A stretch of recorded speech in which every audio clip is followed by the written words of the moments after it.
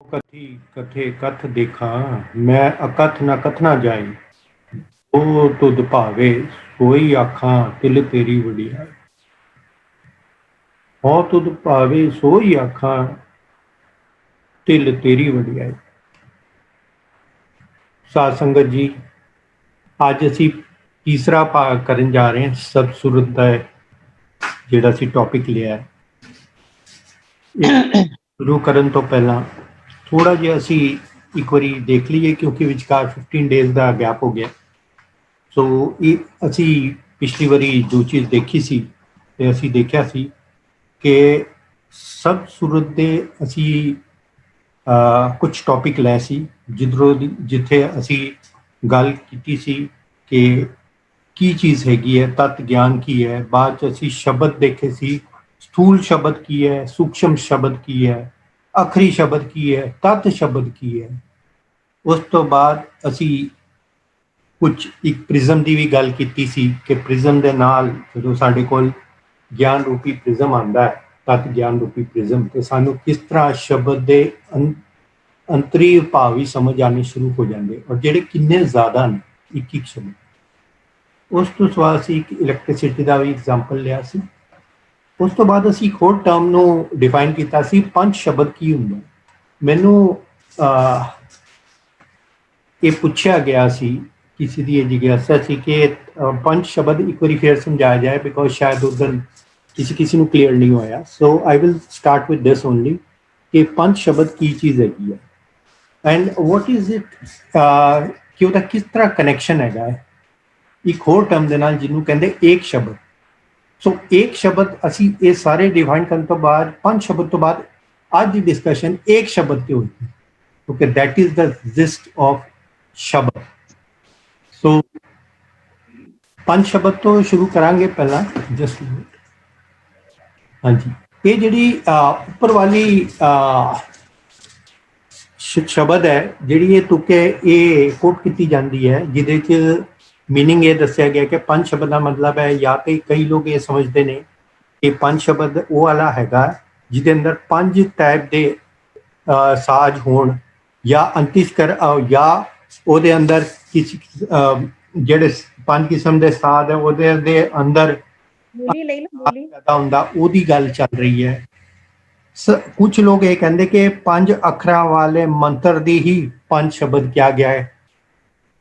ਸੋ ਹੁਣ ਹੁੰਦਾ ਕੀ ਹੈ ਕਿ ਨਾਰਮਲੀ ਸਾਡੇ ਮਨ, ਚਿੱਤ, ਬੁੱਧੀ ਜਾਂ ਉਹਦੇ ਅੰਦਰ ਇੰਨਾ ਬੋਲ ਬਾਲਾ ਹੈ ਨੀਵੇਂ ਖਿਆਲਾਂ ਦਾ ਕਿ ਆਪਣੇ ਆਪ ਅਚੇਤ ਬਿਨਾਂ ਸੋਚੇ ਆਪਣੇ ਆਪ ਫੁਆਰੇ ਦੀ ਤਰ੍ਹਾਂ ਸਾਡੇ ਅੰਦਰ ਥਾਟਸ ਆਣੀ ਸਟਾਰਟ ਹੋ ਜਾਂਦੀਆਂ ਨੇ।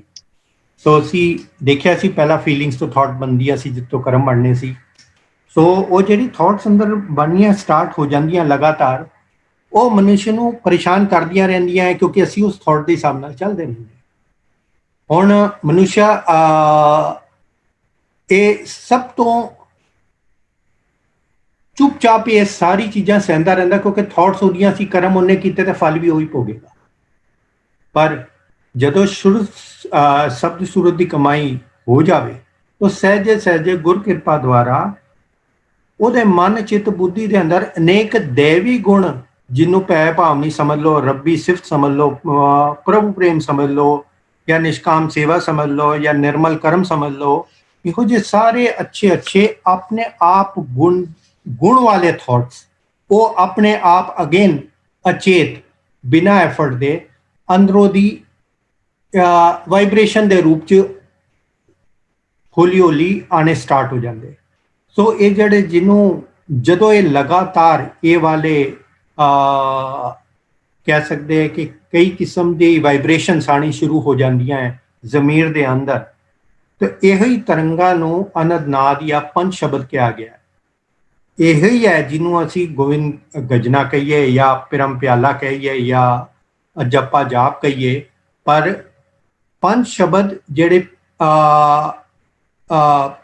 ਮਤਲਬ ਕਿ ਆਤਮਿਕ ਆਨੰਦ ਨੂੰ ਦਰਸਾਉਣ ਦਾ ਇੱਕ ਜ਼ਰੀਆ ਬਣ ਗਿਆ। ਹੁਣ ਜ਼ਰੀਆ ਕਿਸ ਤਰ੍ਹਾਂ ਬਣਿਆ ਕਿ ਅਨੰਦ ਸ਼ਬਦ ਨੇ ਕੀਤਾ ਕੀ, ਅਨੰਦ ਸ਼ਬਦ ਸਾਨੂੰ ਕਿੱਥੇ ਲੈ ਕੇ ਜਾ ਰਹੇ। ਹੁਣ ਦੇਖੋ ਡੈਫੀਨੇਸ਼ਨ ਕਿੰਨੀ ਚੇਂਜ ਹੋ ਗਈ ਹੈ ਕਿ ਇਹ ਪੰਜ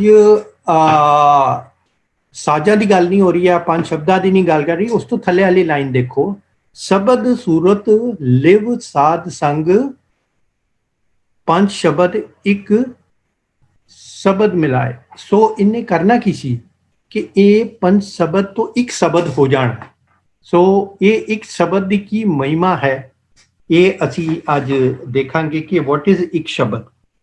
ਉਸ ਤੋਂ ਪਹਿਲਾਂ ਅਸੀਂ ਸਮਝ ਲਈਏ ਥੋੜਾ ਜਿਹਾ ਕਿ ਜਦੋਂ ਅਸੀਂ ਗੱਲ ਕੀਤੀ ਸੀ ਪਿਛਲੀ ਵਾਰੀ ਕਿ ਕੁਝ ਸ਼ਬਦ ਹੁੰਦੇ ਨੇ ਜਿਹੜੇ ਸਥੂਲ ਹੁੰਦੇ ਜਾਂ ਸੂਖਸ਼ਮ ਹੁੰਦੇ ਨੇ, ਉਹਦੀ ਇੱਕ ਗੱਲ ਸਮਝ ਲੈ ਲਈਏ ਕਿ ਨਾ ਸਾਡੇ ਲਈ ਡਿਫਿਕਲਟ ਕਿਉਂ ਹੋ ਜਾਂਦਾ ਹੈ, ਤਦ ਸ਼ਬਦ ਸਮਝਣਾ ਇੰਨਾ ਡਿਫਿਕਲਟ ਕਿਉਂ ਹੋਇਆ ਪਿਆ ਹੈਗਾ।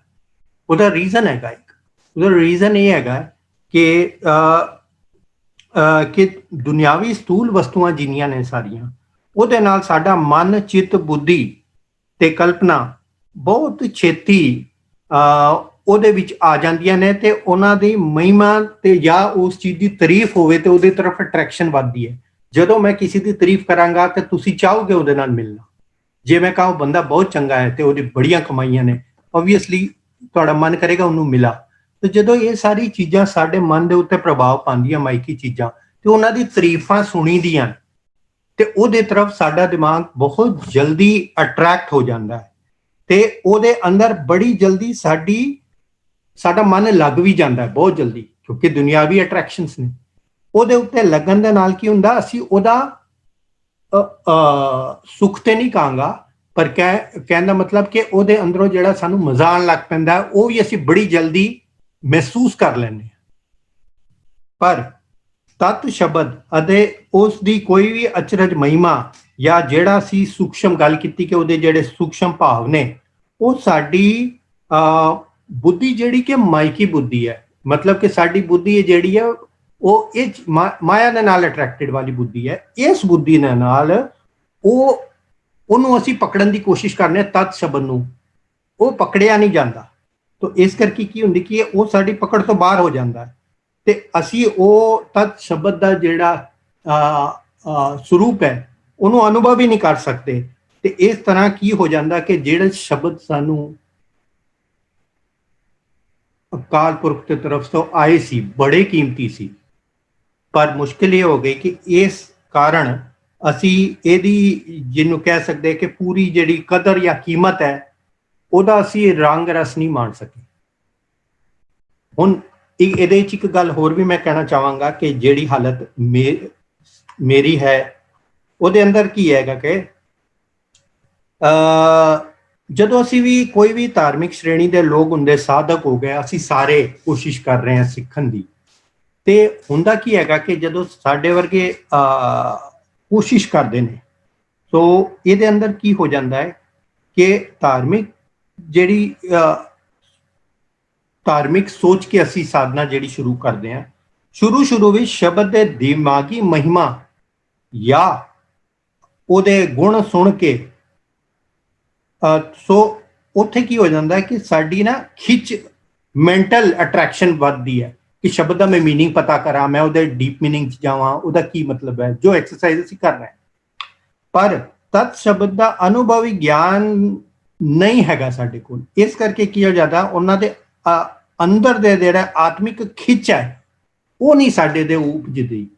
ਸੋ ਹੁੰਦਾ ਕੀ ਹੈਗਾ ਕਿ ਉਹ ਨਾ ਹੋਣ ਕਰੇ ਸਾਰਾ ਜੀਵਨ ਸਾਡਾ ਜਿਹੜਾ ਹੈਗਾ ਉਹ ਮਤਲਬ ਕਿ ਉਹਦੀ ਖੋਜ ਵਿੱਚ ਜਾਂ ਉਹਦੀ ਅਖਰੀ ਖੋਜ ਵਿੱਚ ਮੈਂ ਕਹਾਂਗਾ, ਉਹਦੇ ਵਿੱਚ ਅਸੀਂ ਕਾਫੀ ਸਮਾਂ ਲਗਾਉਂਦੇ ਹਾਂ। ਇਹ ਲਗਾਉਣਾ ਵੀ ਜ਼ਰੂਰੀ ਹੈ ਸ਼ੁਰੂ 'ਚ, ਪਰ ਇੱਕ ਸਮਾਂ ਆ ਜਾਣਾ ਚਾਹੀਦਾ ਜਦੋਂ ਕਿ ਸਾਨੂੰ ਅੰਤਰੀ ਭਾਵ ਸਮਝਣੇ ਆਉਣੇ ਚਾਹੀਦੇ। ਉਹਦਾ ਕੀ ਹੈਗਾ ਕਿ ਨਾਲ ਮਨ ਸਾਫ਼ ਕਰਨਾ ਵੀ ਸਾਡਾ ਇੱਕ ਮਤਲਬ ਕਿ ਇੱਕ ਸਾਡੀ ਡਿਊਟੀ ਬਣ ਜਾਂਦੀ ਹੈ, ਤਾਂ ਹੀ ਅੱਗੇ ਸਮਝ ਆਏ। ਹੁਣ ਅਸੀਂ ਚੱਲਦੇ ਹਾਂ, ਅੱਜ ਜਿਹੜੀ ਗੱਲ ਅੱਜ ਅਸੀਂ ਕਰਨੀ ਸੀ ਕਿ ਇਹਨੇ ਇੱਕ ਸ਼ਬਦ ਤੇ ਲੈ ਕੇ ਜਾਣਾ ਸਾਨੂੰ, ਤਾਂ ਕਿਸ ਤਰ੍ਹਾਂ ਲੈ ਕੇ ਜਾਣਾ, ਇੱਕ ਕੋ ਅੱਛਾ ਜ਼ਰੂਰੀ ਕਿਉਂ ਹੈ? ਇਸ ਕਰਕੇ ਜ਼ਰੂਰੀ ਹੈਗਾ ਕਿਉਂਕਿ ਏਕੋ ਸ਼ਬਦ ਏਕੋ ਪ੍ਰਭ ਵਰਤਤੇ ਸਭ ਏਕਸ ਤੇ ਉਤਪਤ ਚਲੇ। ਸਾਰਾ ਕੁਝ ਏਕ ਤੋਂ ਸ਼ੁਰੂ ਹੋਇਆ, ਤਾਂ ਏਕ ਨਾ ਸਮਝਿਆ ਤੇ ਅੱਗੇ ਨਹੀਂ ਵੱਧ ਸਕਦੇ। Everything start with one. So इस करके साडा ये बहुत जरूरी हो जाता है कि असी एक नूं समझ सकीए। हुण एक दा समझण तो पहला सानू ये समझना पैना कि साडे मन दे अंदर की विचार चलते हैं, तो मन ने की करना है ये अंदर, क्योंकि करना तो मन ने है। जिस तरह के मैं पहला भी क्या सी कि साडा शरीर साडा मैं कौन हाँ, मैं तीन पार्ट च हाँ। एक है मेरा मन, एक मेरा शरीर ते एक मेरी आत्मा। आत्मा जोत स्वरूप है, उहदा अंश है। सो मन जिहड़ा वो मैं हाँ, ते शरीर मेरा जिहड़ा हैगा वो फिजिकल बॉडी है। शरीर ने वो करना जो मन ने करवाना, ते आत्मा दी सुनदा नहीं मन। जिदन दी आत्मा दी सुनन लग पेगा उदन मन सुधर जाएगा, पर आत्मा दी सुनदा नहीं। सो ये अंदर असी ये देखना कि काम मन ने करना है, ते मन की केड़ी स्टेज चो निकलेगा मन, क्यों एक दी तरफ आएगा, की करे मन। सो ये अंदर कुछ स्टेप्स ने। ये अंदर सब तो पहला असी ये समझ लीए कि जिहड़ी भी डायरैक्शन सानू आंदी है सोल तो, सोल यानी प्रभु दे अंश तो, ओनू असी साडा माइंड या मन उहदे उत्ते फोकस करे तो वो कुछ सुनेगा, नहीं तो सुनेगा नहीं, क्योंकि जिहड़ी चीज़ असी फोकस नहीं करते नहीं सुनते। तो फिर मन ने की करना, उन्हें 4 स्टेज विचों निकलना है, क्योंकि जाना तो एक शब्द तक है।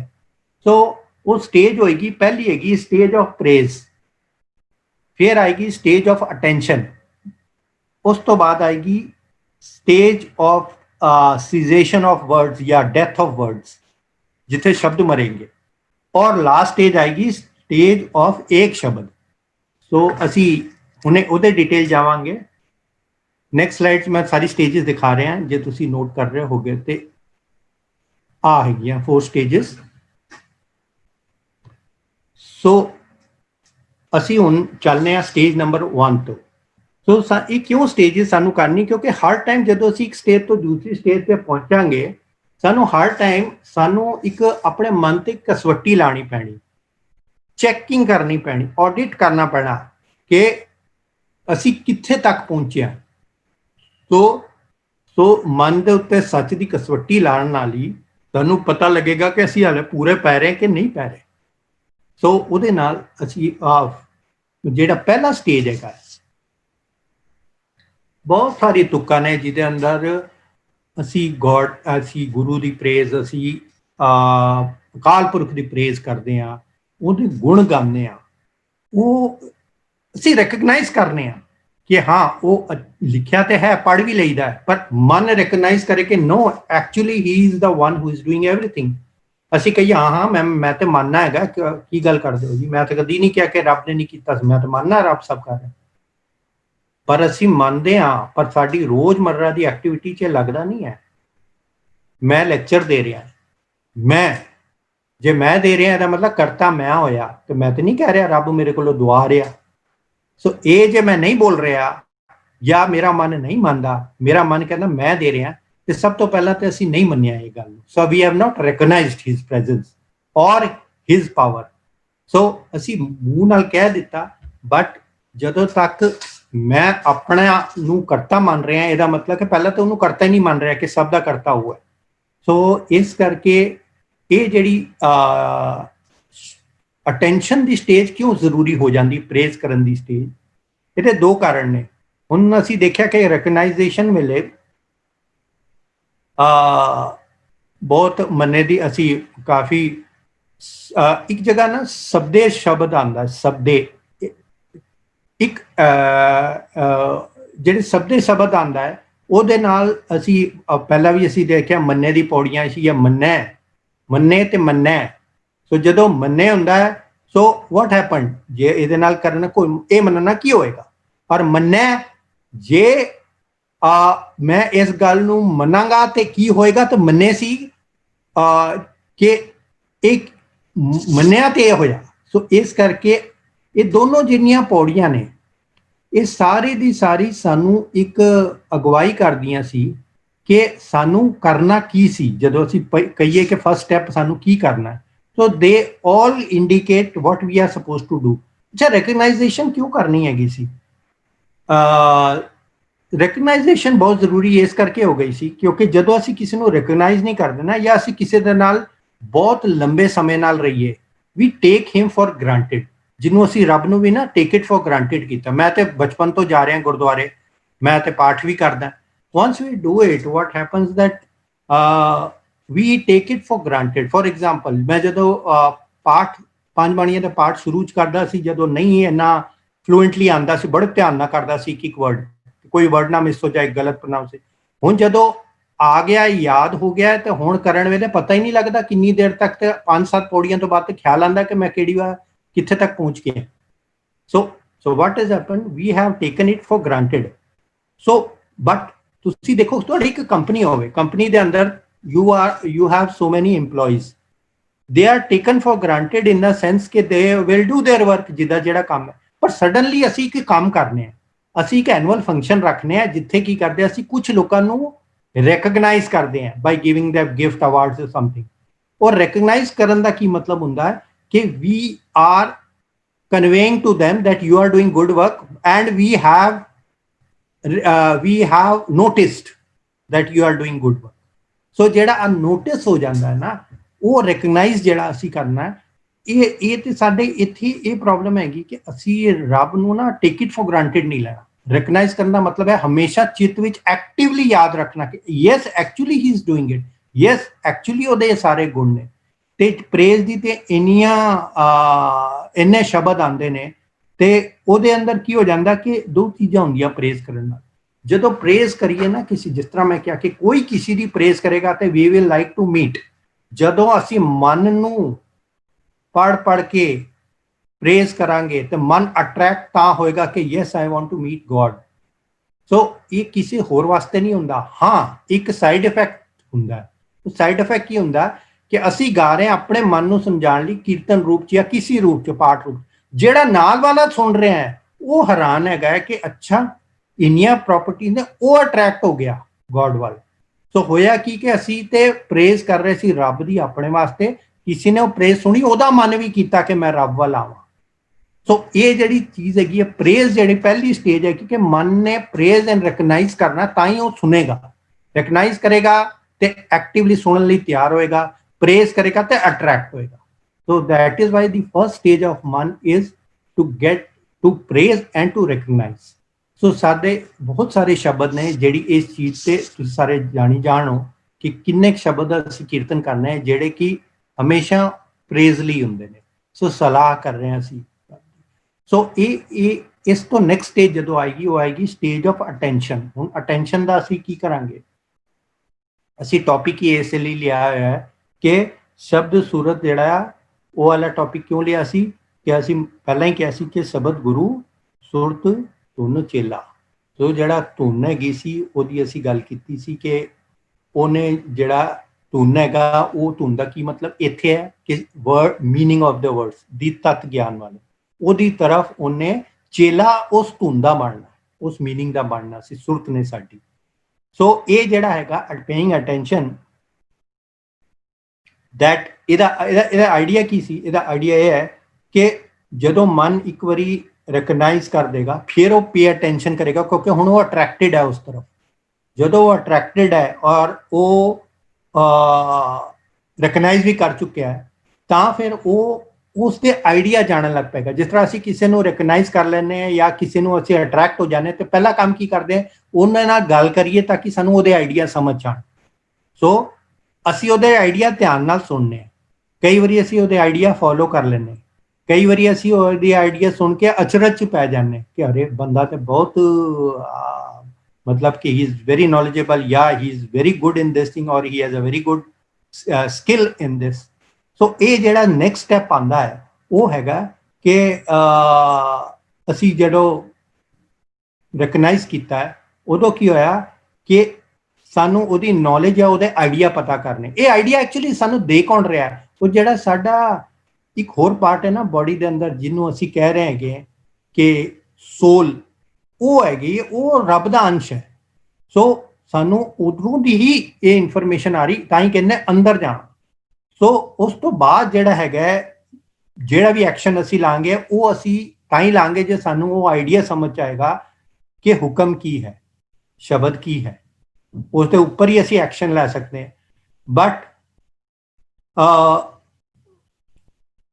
ਜੇ ਅਸੀਂ ਉਹ ਐਕਸ਼ਨ ਲੈਣ ਤੋਂ ਬਾਅਦ, ਸਪੋਜ਼ ਮੈਂ ਪੜ੍ਹਿਆ ਗੁਰਬਾਣੀ 'ਚ ਇੱਕ ਲਾਈਨ ਤੇ ਮੇਰਾ ਮਨ ਕੀਤਾ ਕਿ ਹਾਂ ਮੈਂ ਇਹ ਕਰਾਂ, ਔਰ ਮੈਂ ਉਹ ਕੀਤਾ ਜੋ ਗੁਰਬਾਣੀ ਨੇ ਕਿਹਾ, ਉਸ ਹਿਸਾਬ ਨਾਲ ਵੀ ਚੱਲਿਆ, ਔਰ ਬਾਅਦ ਵਿੱਚ ਵੀ ਜੇ ਮੈਂ ਓਨਰਸ਼ਿਪ ਲੈ ਲਈ ਕਿ ਇਹ ਮੈਂ ਕੀਤਾ, ਜੇ ਉੱਥੇ ਲਿਖਿਆ ਕਿ ਸੇਵਾ ਕਰਨੀ ਹੈ ਤੇ ਮੈਂ ਸੇਵਾ ਕੀਤੀ, ਔਰ ਬਾਅਦ ਚ ਕਿਹਾ ਮੈਂ ਸੇਵਾ ਕੀਤੀ, ਤੇ again we I am again at zero. Why I am at zero? ਹੁਣ ਤਾਂ ਮੈਂ ਅੰਦਰੋਂ ਦੀ ਪੜ੍ਹਿਆ ਸੀ ਕਿ ਸੇਵਾ ਕਰਨੀ ਚਾਹੀਦੀ ਤਾਂ ਮੈਂ ਕੀਤੀ, ਪਰ ਉਸ ਤੋਂ ਬਾਅਦ ਮੈਂ ਉਹ ਭੁੱਲ ਗਿਆ ਕਿ ਕਰਨ ਵਾਲਾ ਉਹ ਹੈ। ਸੋ ਸਾਡੇ ਇੱਥੇ ਪਿਟਫਾਲਸ ਬਹੁਤ ਹੋ ਜਾਂਦਾ ਹੈ ਕਿ ਕਰਨ ਤੋਂ ਬਾਅਦ ਵੀ, ਈਵਨ ਐਕਸ਼ਨ ਲੈਣ ਤੋਂ ਬਾਅਦ ਵੀ ਅਸੀਂ ਕਲੇਮ ਕਰ ਲਿਆ ਕਿ ਮੈਂ ਕੀਤਾ, ਤੇ ਉਹ ਸਾਰਾ ਦਾ ਸਾਰਾ ਐਕਸ਼ਨ ਕੀਤਾ ਜ਼ੀਰੋ ਹੋ ਗਿਆ। ਸੋ ਇਸ ਲਈ ਸਾਨੂੰ ਆਈਡੀਆ ਸਮਝਣੇ ਬਹੁਤ ਡੀਪਲੀ ਪੈਣਗੇ, ਉਹਦੇ ਉੱਤੇ ਐਕਸ਼ਨ ਲੈਣ ਤੋਂ ਬਾਅਦ ਵੀ ਸਾਨੂੰ ਫੋਲੋ ਅਪ ਵੀ ਕਰਨਾ ਪਏਗਾ ਕਿ ਵਾਟ ਵੀ ਆਰ ਟਾਕਿੰਗ ਅਬਾਊਟ। ਸੋ ਜਿਸ ਤਰ੍ਹਾਂ ਕਿ ਮੈਂ ਕਿਹਾ ਕਿ ਜਦੋਂ ਅਸੀਂ ਸੇਵਾ ਕੀਤੀ ਤੇ ਮੈਂ ਕਿਹਾ, ਤੇ ਫਿਰ ਕਹਿਣਾ ਕੀ ਸੀ? ਕਹਿਣਾ ਇਹ ਸੀ ਕਿ ਤੂੰ ਸੇਵਾ ਕਰਾਈ ਤਾਂ ਮੈਂ ਕੀਤੀ, ਨਹੀਂ ਤੇ ਮੈਂ ਨਾ ਕਰ ਸਕਦਾ। ਔਰ ਕਈਆਂ ਨੂੰ ਇਹ ਚੀਜ਼ ਹੋ ਜਾਂਦੀ ਹੈ ਕਿ ਇੱਕ ਨਾ ਸਾਡੇ ਮਨ ਦੇ ਅੰਦਰ ਨਾ ਇੱਕ ਹੋਰ ਸਵਾਲ ਉੱਠ ਜਾਂਦਾ, ਇਸ ਤਰ੍ਹਾਂ ਕਿਸ ਤਰ੍ਹਾਂ ਹੋ ਸਕਦਾ ਹੈ? ਸੋ ਮਨ ਪੁੱਛਦਾ ਰਹਿੰਦਾ ਹੈ। ਸੋ ਉਹ ਜਿਹੜਾ ਹੈ ਨਾ, ਉਹ ਸਾਡੇ ਮਨ ਦੇ ਸਾਕਤ ਵਾਲੀ ਜਿਹੜੀ ਟੈਂਡੈਂਸੀ ਰਹਿੰਦੀ ਹੈ, ਕਿਉਂਕਿ ਇੰਨੇ ਸਾਲ ਤੋਂ ਮਾਇਆ 'ਚ ਗ੍ਰਸਤ ਹੈ ਤੇ ਸਾਕਤ ਦੀ ਟੈਂਡੈਂਸੀ ਤਾਂ ਹੋਏਗੀ। ਸੋ ਸਾਕਤ ਦੀ ਟੈਂਡੈਂਸੀ ਸਾਨੂੰ ਕਹਿੰਦੀ ਹੈ ਇਹ ਕਿਸ ਤਰ੍ਹਾਂ ਮੈਂ ਮੰਨ ਲਾ ਕੀਤਾ, ਮੈਂ ਤੇ ਕਰਾਇਆ ਉਹਨੇ ਕਹਾਂ, ਮੈਂ ਕੀਤਾ, ਖੁਦ ਕੀਤਾ। ਸੋ ਇਹ ਜਿਹੜੀ ਚੀਜ਼ ਹੈਗੀ ਹੈ, ਇਹਦੇ ਲਈ ਵੀ ਸਾਨੂੰ ਕਈ ਹਦਾਇਤਾਂ ਦਿੱਤੀਆਂ ਗਈਆਂ ਨੇ ਕਿ ਕਿਸ ਤਰ੍ਹਾਂ ਇਸ ਗੱਲ ਨੂੰ ਮੰਨ ਲੈਣਾ ਕਿ ਮੈਂ ਕਰਤਾ ਨਹੀਂ ਆ। ਤੀਜਾ ਜਦ ਇਹ ਉਦੋਂ ਦੀ ਗੱਲ, ਇਹ ਜਿਹੜਾ ਦੂਜੇ ਭਾਵ ਵਾਲਾ ਕਨਸੈਪਟ ਹੈ, ਉਹ ਪੂਰਾ ਕਨਸੈਪਟ ਇਸੇ ਉੱਤੇ ਬੇਸਡ ਹੈ। तो ਜਿੰਨੇ ਸ਼ਬਦ ਦੂਜੇ ਭਾਵ ਦੇ ਨੇ, ਉਹ ਇਹ ਕਿਹਾ ਕਿ ਦੂਜਾ ਭਾਵ means my separate identity from god. तो ਜਦੋਂ ਤੱਕ ਦੂਜਾ ਭਾਵ ਨਹੀਂ ਜਾਏਗਾ, ਉਦੋਂ ਤੱਕ ਮੈਂ ਕਲੇਮ ਕਰਦਾ ਰਹਾਂਗਾ ਕਿ ਮੈਂ ਕਰਤਾ ਹਾਂ। ਇਸ ਤੋਂ ਬਾਅਦ ਆਉਂਦਾ ਹੈ next stage, stage of cessation of words. ये अक्षर खिड़ जाएंगे, वो अक्षर इनमें ना आए। केड़े अक्षर इनमें ना आए? ये एक शब्द वाले। तो ये अक्षर खिड़ जाएंगे मीन्स केड़े अक्षर खिड़ जाएंगे? जेड़े स्थूल अक्षर ने। केड़े अक्षर खिड़ जाएंगे? वो अक्षर जेड़े के असी अल्फाबेट यूज करके लिख सकते हैं। सो ये जेड़े अक्षर ने ये क्यों खिड़ जाएंगे और किस तरह खिड़ जाएंगे? वो उदों खिड़ जाएंगे ਜਦੋਂ ਕਿ ਅਸੀਂ ਇਸ ਚੀਜ਼ ਨੂੰ ਮੰਨ ਲਾਂਗੇ ਕਿ I am part of God, I am not a separate identity. So I am, so ਕੀ ਹੋਇਆ ਇਹਦੇ ਨਾਲ ਕਿ ਜਿਹੜਾ ਦੂਜਾ ਭਾਵ ਹੈ ਉਹਨੂੰ ਮਾਰਨਾ ਬਹੁਤ ਜ਼ਰੂਰੀ ਹੈ। ਸੋ ਉਹ ਦੂਜਾ ਭਾਵ ਮਰੇਗਾ, ਉਸ ਮਰਨ ਦੇ ਨਾਲ ਇੱਕ ਚੀਜ਼ ਹੋਰ ਮਰੇਗੀ, ਉਹਦੇ ਨਾਲ ਮੇਰੀ ਹਉਮੈ ਮਰੇਗੀ। मेरी हौमे मरेगी, दूजा भाव मरेगा, ते नाल मेरे शब्द मर जाएंगे। जो मैं कह रहा वो मर जाएगा, फिर वो होएगा जो वो कह रहा है। सो मेरे नाल कई कुछ हो जाता है, क्योंकि मैं खाली मैं कीता नहीं कहना ना, अगे भी मैं कह देना है, उसकी एक्सटेंशन हो जाती है कि ये मेरे बच्चे ने, ये मेरी जात है, ये मेरे मैं जित गया। तो ਜਿਹੜੀ ਇਹ ਸਾਰੀ ਮੈਂ ਹੈ, ਇਹ ਤਾਂ ਹੀ ਜਾਏਗੀ ਜਦੋਂ ਕਿ ਅਸੀਂ ਸਾਡੇ ਆਪਣੇ ਸ਼ਬਦ ਮਰਨਗੇ। ਸੋ ਮਨ ਦੋ ਸ਼ਬਦ ਆਉਂਦੇ, ਇੱਕ ਸ਼ਬਦ ਜੋ ਹੈ ਉਹ ਕਿਹੜਾ ਸ਼ਬਦ ਹੈ? ਮੇਰਾ ਸ਼ਬਦ। ਮੇਰਾ ਸ਼ਬਦ ਮਤਲਬ ਮਨ ਦਾ ਸ਼ਬਦ। ਸੋ ਇੱਕ ਹੈਗਾ ਜਿਹੜਾ ਆਤਮਾ ਤੋਂ ਆ ਰਿਹਾ, ਉਹ ਕਿਹੜਾ ਹੈ? ਉਹ ਹੈ ਪ੍ਰਭੂ ਦਾ ਸ਼ਬਦ। ਸੋ ਜਦੋਂ ਮੇਰਾ ਸ਼ਬਦ ਮਰੇਗਾ, और दोनों कितने ने? दोनों मेरे अंदर ही ने। मेरा मन भी अंदर है, मेरी आत्मा भी अंदर है। सो ये दोनों शब्द मेरे अंदर ने, बट मैनू जिस तरह ही ये वाला अपना शब्द मरण लगेगा तो मैनू सब तो पहला तो ये समझ आ जाएगी कि कित्थे ये दोनों टाइप के शब्द नू डिफरेंशिएट करना, यानी कि कित्थे मेरा शब्द है ते कित्थे वो शब्द है जेड़ा कि प्रभु का शब्द है। एक चीज़ होंदी है उन्होंने निमोनिक्स कहते हैं। कई बार असी जो पढ़ते होंगे सी ते जे बहुत लंबी चीज़ होवे ना कुछ तो याद ना रहिंदी होवे ते असी उहदे लई निमोनिक यूज़ करते हैं। निमोनिक यानी कि कोई इहो जिहे वर्ड्स यूज़ कर लईदे है जिहड़े वर्ड दे अंदर जिस वर्ड दे नाल सानू वो याद आ जाए, जिहड़ा उहदे मीनिंग नाल भी रिलेटेड नहीं है जरूरी होवे। हाँ थोड़ा बहुत मीनिंग नाल रिलेटेड हो सकता, पर असी जनरली की करते हैं कि वो वर्ड्स यूज़ कर लेने ऐसे जिहदे नाल सानू वो चीज़ याद रहे। जिस तरह मैं समझो याद करना हैगा कि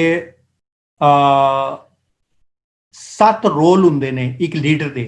सो we say that leaders change different hats. So सानू 7 कलर दी 7 हैट्स मैनेजमेंट सिखाई जाती है कि 7 हैट्स। सो 7 हैट्स दे 7 कलर ने। हुण ओहदा आइडिया की हैगा कि सानू 7 प्रॉपर्टीज ऑफ लीडरशिप याद रहे। सो ये की होया एक किस्म का इंडिकेटर हो गया ओहदा, जबकि हैट्स के नाल कोई लेना देना नहीं लीडरशिप का। सो इस तरह ही कुछ चीज़ां है असीं गुरबाणी दे अंदर मन नूं मनाउण लई खाली कुछ इहो जी चीज़ां यूज़ कर सकने आ which can be very beneficial for us. For example Simran जो असीं कहने आ, क्यों मैं इस टाइम बोल रहा क्योंकि असीं शब्द नूं अपने शब्द नूं मारना है। सो देखो हर टाइम याद किद्दां रहेगा वो तो मैं एक दो उदाहरण दांगा जे तुहानूं पसंद आए तो, क्योंकि ये मीनिंग नहीं ने बट ये निमोनिक है।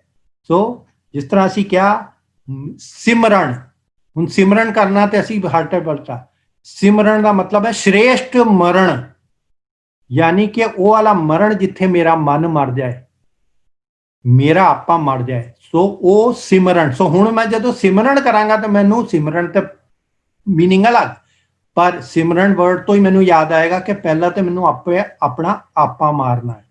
सो सिमरन का मतलब श्रेष्ठ मरण।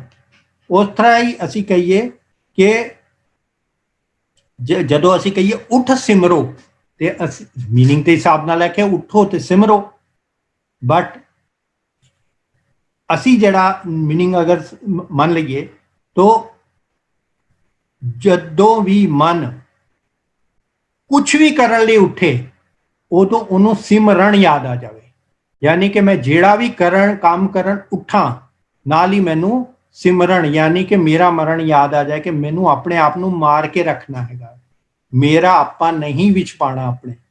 सो जे इहो ही आठों पहर हर सिमरन हो जाए जे आठों पहर तो मेरा मन जदों भी अठों पैर च मरिया रहेगा और हर आठों पैर हर सिमरना।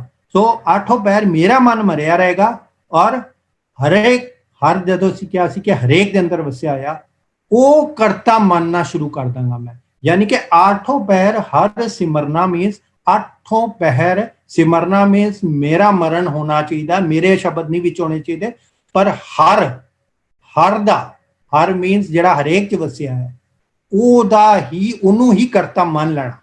सो हुण देखो एक ही होया निमोनिक्स के अंदर it is not the meaning but इस तरह छोटी छोटी चीज़ों के नाल सानू ये स्टेज 3 याद रखेगी कि सानू अपने शब्द नूं मारना। इस तो अगली स्टेज आती है स्टेज ऑफ एक शब्द। This is very important. क्यों? क्योंकि इस करके क्योंकि ये जिहड़ा हैगा ये अल्टीमेट स्टेज है जिथे असी पहुंचना है। इत्थे की हो जाता है कि मेरा शब्द मर गया, हुण एक ही शब्द बचिया वो है प्रभु का शब्द। सो एक शब्द नूं असी इस तरह भी लईए कि एक दा शब्द यानी एक एको ही है।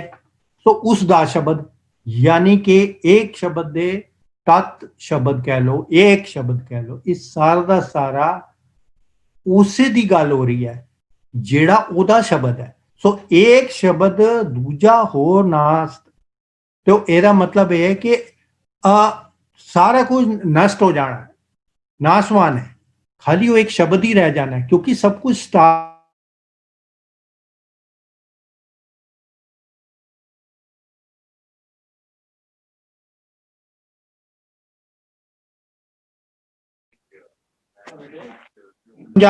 Before going to the next एक शब्द इज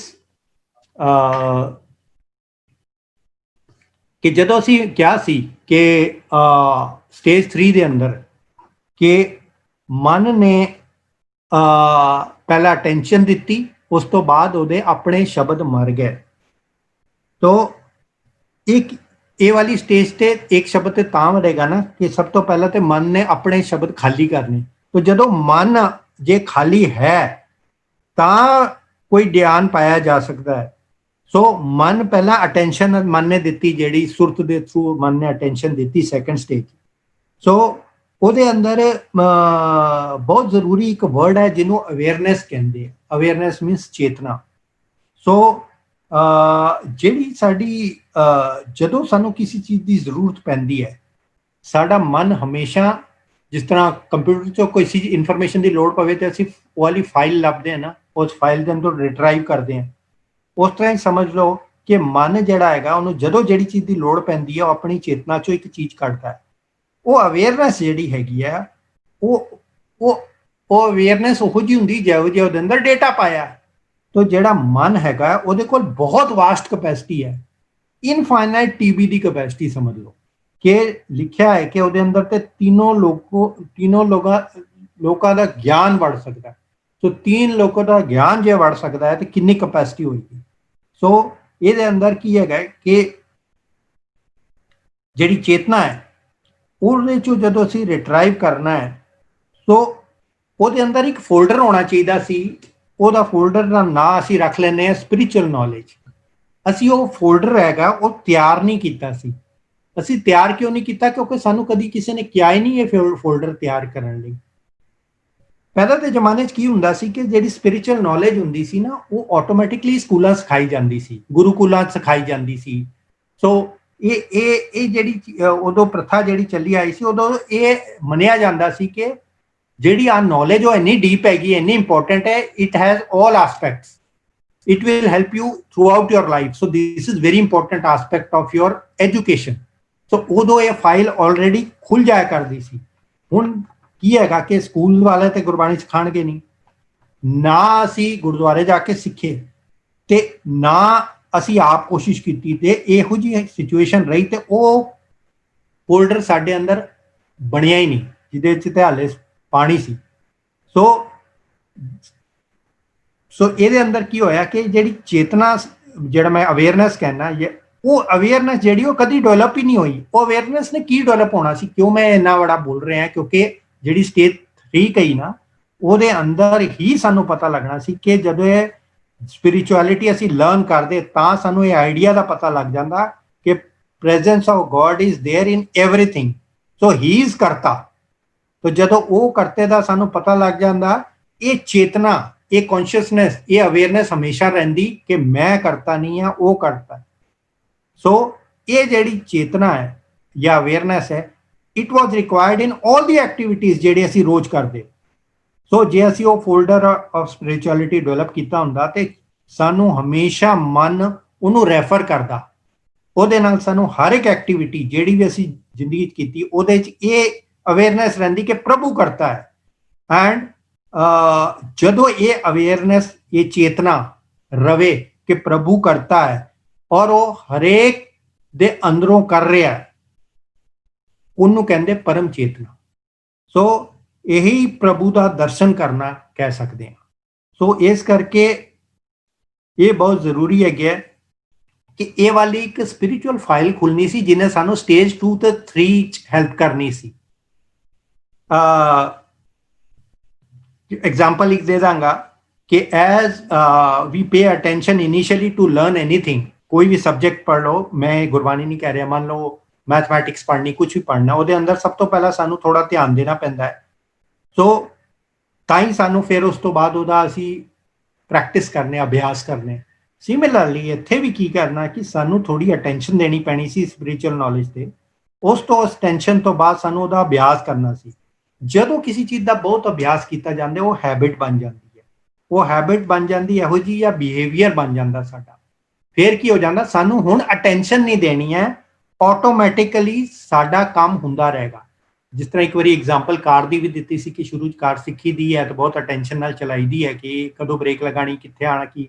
ਬਾਅਦ 'ਚ ਗੱਲਾਂ ਕਰਦੇ ਕਰਦੇ ਵੀ ਕਾਰ ਚੱਲ ਰਹੀ ਹੁੰਦੀ ਕਿਉਂਕਿ ਆਦਤ ਪੈ ਗਈ ਹੈ। ਇਸ ਕਰਕੇ ਉਸ ਤਰ੍ਹਾਂ ਹੀ ਜਦੋਂ ਸਾਨੂੰ ਇਸ ਸਪਿਰਿਚੁਅਲ ਨੌਲੇਜ ਦੀ ਜਾਂ ਇਹ परम चेतना जाग गई कि हरेक ਦਾ ਕਰਤਾ ਹੋਇਆ ਉਹ ਹੀ ਕਰਾ ਰਿਹਾ, ਹਰੇਕ ਚੀਜ਼ ਦਾ ਕਰਤਾ ਹੋਇਆ। ਇਸ ਚੀਜ਼ ਦੀ ਜੇ ਸਾਡੇ ਅੰਦਰ ਉਹ ਜਾਗ ਜਾਂਦੀ ਚੇਤਨਾ, ਤੇ ਕੀ ਹੋ ਜਾਂਦਾ ਕਿ ਸਾਨੂੰ ਹਰ ਕਰਮ ਬਿਨਾਂ ਟੈਨਸ਼ਨ ਦਿੰਦੇ ਵੀ ਯਾਦ ਰਹਿੰਦਾ ਕਿ ਉਹ ਕਰ ਰਿਹਾ, ਮੈਂ ਨਹੀਂ ਕਰ ਰਿਹਾ। ਸੋ ਉਹਦੇ ਅੰਦਰ ਕੀ ਹੋ ਜਾਂਦਾ ਹੈ ਕਿ ਜਿਹੜਾ ਗੁਰਬਾਣੀ ਦੀ ਅਸੀਂ ਪ੍ਰੈਕਟਿਸ ਦੀ ਗੱਲ ਕਰਦੇ ਨਾ, ਕਰਮ ਅਭਿਆਸ ਦੀ, ਉਹ ਆਟੋਮੈਟਿਕਲੀ ਆਪਣੇ ਆਪ ਹੁੰਦਾ ਜਾਂਦਾ ਨਾਲ ਨਾਲ। ਸੋ ਜਦੋਂ ਇੰਨੀ ਨੌਲੇਜ ਸਾਨੂੰ ਹੋ ਜਾਵੇ ਕਿ ਸਾਡਾ ਸਾਰੇ ਕੰਮ ਦੇ ਅੰਦਰ ਉਹਨੂੰ ਕਰਤਾ ਮੰਨ ਲਈਏ, ਤੇ ਸਾਨੂੰ ਪਤਾ ਵੀ ਹੋਵੇ ਕਿ ਗੁਰਬਾਣੀ ਇਸ ਸਿਚੁਏਸ਼ਨ 'ਚ ਕੀ ਕਰਨ ਨੂੰ ਕਹਿੰਦੀ ਹੈ, ਉਹ ਕਰਾਏਗਾ ਇਹ ਚੀਜ਼। ਇਹਦੀ ਫੁੱਲ ਅਵੇਅਰਨੈਸ ਜਦੋਂ ਹੋ ਜਾਏ, ਉਹਨੂੰ ਹੀ ਕਹਿੰਦੇ ਸੁਖੇ ਕਾਸਟ ਹਰਿਆ, ਉਦੋਂ ਹਰਿਆ ਹੋ ਜਾਂਦਾ ਹੈ ਸੁਖਾ ਕਾਸਟ। ਸੋ ਜਿਹਨੂੰ ਕਹਿ ਸਕਦੇ ਹੈਗੇ ਕਿ I am not doing everything, God is doing, but ਇਹ ਕੌਨਸ਼ੀਅਸਨੈਸ ਨੂੰ ਬਣਨ ਲਈ, ਜਿਹਨੂੰ ਕਹਿੰਦੇ ਨਾ, ਉਹ ਸਮਝੋ ਉਹਦਾ ਜਿਹੜਾ ਜੇ ਉਹਦਾ ਫੁੱਲ ਖਿਲ ਜਾਏ ਮਨ ਦੇ ਅੰਦਰ, ਤੇ ਫੁੱਲ ਖਿਲ ਗਿਆ ਹੁਣ ਇਸ ਚੀਜ਼ ਦਾ, ਇਸ ਪਰਮ ਚੇਤਨਾ ਦਾ, ਉਹਦਾ ਫਾਇਦਾ ਤੁਹਾਨੂੰ ਨਹੀਂ ਹੁੰਦਾ। ਆਸ-ਪਾਸ ਫੁੱਲ ਹੈ ਤੇ ਉਹਦੀ ਖੁਸ਼ਬੂ ਵੀ ਜਾਏਗੀ, ਤੇ ਤੁਹਾਡੇ ਆਸ-ਪਾਸ ਜਿਹੜੇ ਲੋਕ ਨੇ ਉਹ ਇਨਫਲੂਐਂਸ ਹੋ ਸਕਦੇ ਤੁਹਾਡੀ ਐਕਟੀਵਿਟੀਜ਼ ਦੇ ਨਾਲ, ਤੁਹਾਡੀ ਚਾਲ ਚੱਲਣ ਦੇ ਨਾਲ, ਤੁਹਾਡੀ ਰਹਿਣੀ ਸਹਿਣੀ ਦੇ ਨਾਲ। ਉਹਨੂੰ ਕਹਿੰਦੇ ਉਸ ਫੁੱਲ ਦਾ ਫਲ ਲੱਗਿਆ। ਸੋ ਜਦੋਂ ਅਸੀਂ ਕਹਿੰਦੇ ਨਾ ਇੱਕ ਗੁਰਮੁਖ ਕਈਆਂ ਨੂੰ ਤਾੜਦਾ, ਉਹ ਇਹ one of the thing is ਦਿਸ।